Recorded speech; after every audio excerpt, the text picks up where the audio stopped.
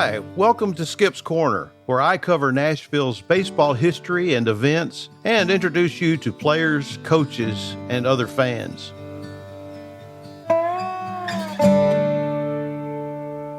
Well, we are only a few weeks away from spring training for the 2023 season. And obviously, following not far behind in April, the Major League Baseball season will open. Now, there are some rule changes that are coming about. 4 mainly: pitch timer, where a pitcher has a certain amount of time, so many seconds to throw to a batter, and in between pitches also. There's a pickoff limit. He can only throw over to first base or any base, I guess, to try to pick off a player, but he can only do it twice. If he does it a third time and he doesn't get that runner out, the runner supposedly gets another base. Talk a little bit more about other bases in just a minute. There are defensive shift restrictions. I don't know anybody that was for the shift. And it's basically dependent on the statistics that are kept anymore. Those metrics that are kept, whether a player has a propensity to hit to the right field. I can remember growing up, coaches always said, hit the ball where it's pitched. In other words, if you're a left-handed batter and it's pitched outside down the third base side of home plate, try to hit it down that part of the field. And I've seen players that still continue to take their regular swing when there's nobody playing between second base and third base. It seems like it would be automatic. I've seen some players do that where they bunt down the third baseline with nobody there, and it's created some interesting scenarios. Then the other thing is bigger bases. The bases are going from 15 to 18 inches square with the 2023 season. I think that's great. I think Maury Wills and some of these great Lou Brock, some of these great stolen base leaders would relish that. But the changes that took place several years ago were drastic, just like these. The designated hitter, when it came about in the American League, it was not used for the National League until this past season. I always wondered why the playing field wasn't the same. In fact, my dad always said that he didn't understand why Major League Baseball parks, when they built a new park, all the dimensions weren't the same. I mean, they could be quirky in certain areas, but they all should be the same, just like football field is the same, so is a basketball court. And I always thought that was interesting. I'm a traditionalist. I always thought, I still think we ought to have American League and National League separation where there was no interleague play, but Dad was always for that. He's always said, gosh, they might as well. And of course, it's increased fan awareness with some of the rivalries, the Mets playing the Yankees, for example, the Angels playing the Dodgers and whatnot. But also it's given the hometown fan and people watching on TV and listening on the radio a chance to see and hear players that would not normally have come to their ballpark, to come to their city to play. But anyway, the designated hitter in the old days, in my old days, and the interleague play was something that was a change. People ask me about what I think about Major League Baseball coming to Nashville. Well, I'm for it. That doesn't take anything away from the Nashville Sounds. I love the Sounds. I love their ballpark. I think it's a great ballpark.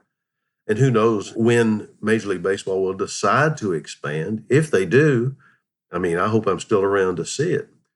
But I'm not sure that people say, well, it'll have to be an American League team because the St. Louis Cardinals and the Cincinnati Reds and the Atlanta Braves are also close to Nashville, if that's where Mr. Manfred decides to put a team or one of the teams. Well, I'm not necessarily sure that makes any difference because one of these days we may see 32 teams all jumbled up, and the Yankees and the Mets and Boston, maybe Toronto, are in their own division. Now, this is just me, but perhaps the model such as NFL, where you have 4 teams in 4 divisions in the American League and in the National League.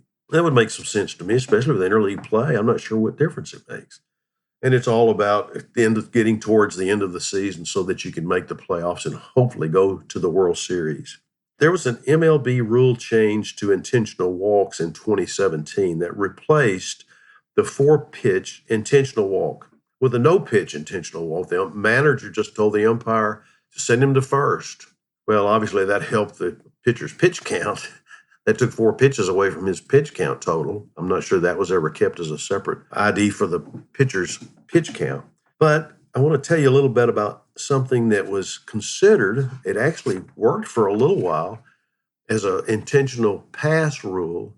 You're not going to believe the date. It was talked about in the Southern Association in 1933 for the 1934 season. Now think about how long ago that was. And there obviously in the 19th century were rule changes as the baseball developed.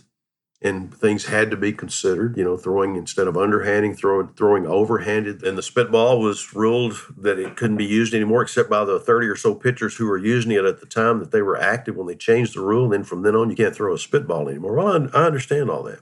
But in 1933, the directors of the Southern Association in the fall passed a rule that startled the baseball world, probably more than how startled we are about some of these rule changes this day. It was intended to eliminate the intentional pass, especially those issued to power hitters, because fans wanted to see those players hit long home runs and drive in runs, right? That sounds like today. The rule was presented to league directors on November the 17th by A.H. Woodward, who is the president and owner of the Birmingham Barons and Rickwood Field. He couldn't take credit for it. It came up in a conversation that he had with a man named Pat Linehan of Birmingham, a local jeweler and a baseball fan. And he presented that rule change possibility to Woodward. And adopted by the league, the rule read like this. In any inning of next year's Southern Association games, after 2 outs have been made, if the pitcher delivers 4 consecutive balls to the batter shall be entitled to first base.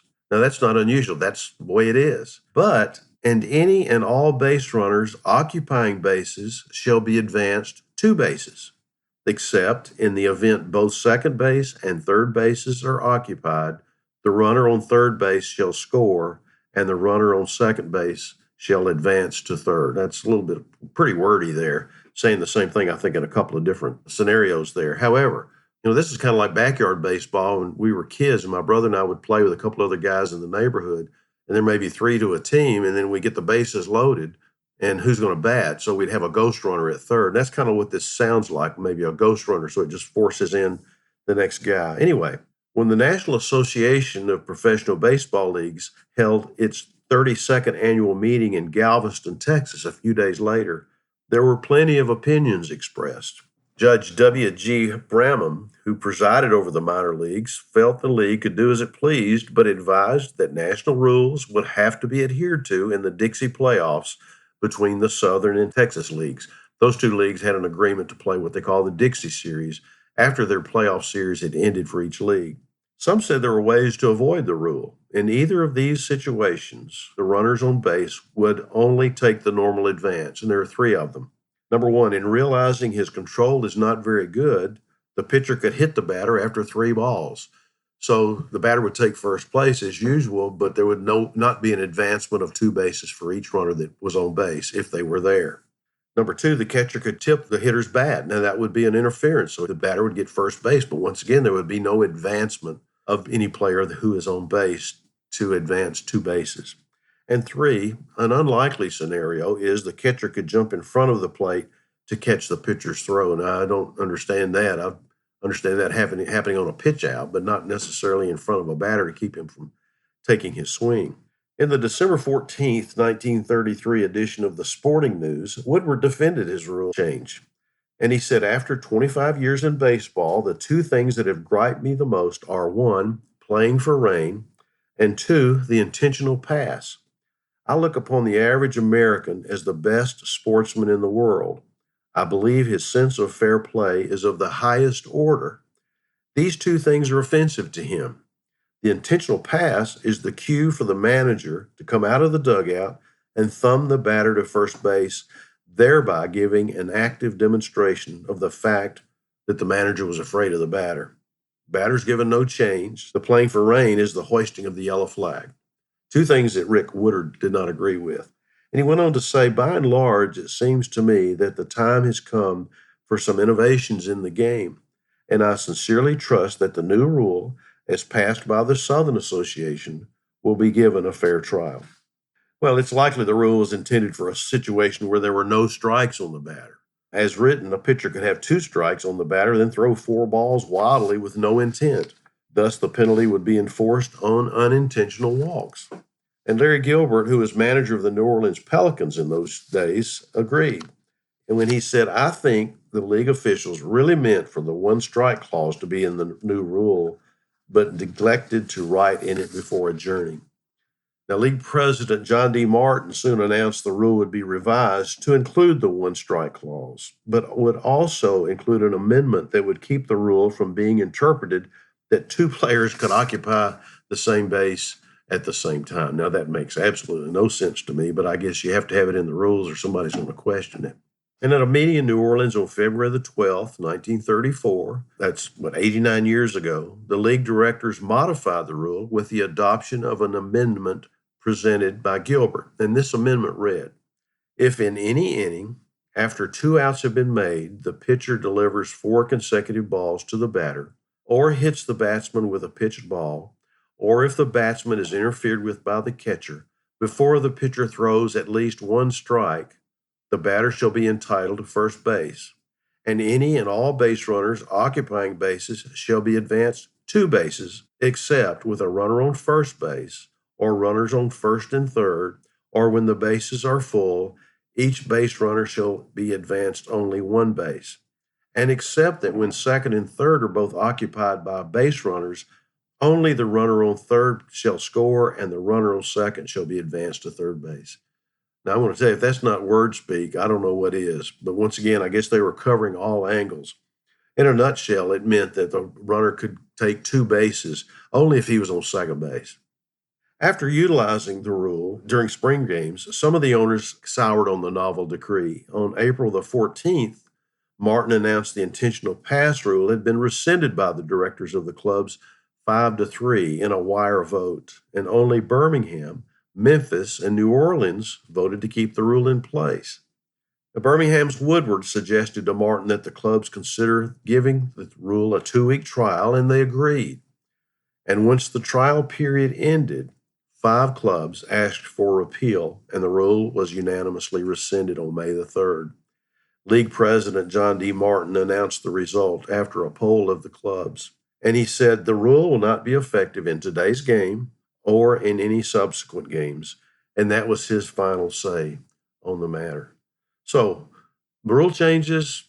Do they mess with the game? Yeah, if you're a traditionalist, if you're a nonconformist, if you really want the game played where the record of today could stand up against a record of maybe 100 years ago, determining who's the best. I think we determine the best by era.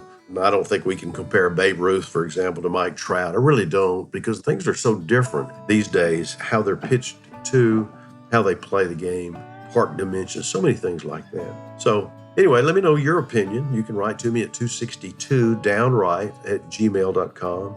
You don't get that. It's at the bottom of the introduction to this episode segment. I'm always grateful for your comments. If you like what you're hearing, I'd like to know. If you don't, I'd like to know that too. So enjoy your week. Be back again next week. And I'm always grateful that you listen. Thank you.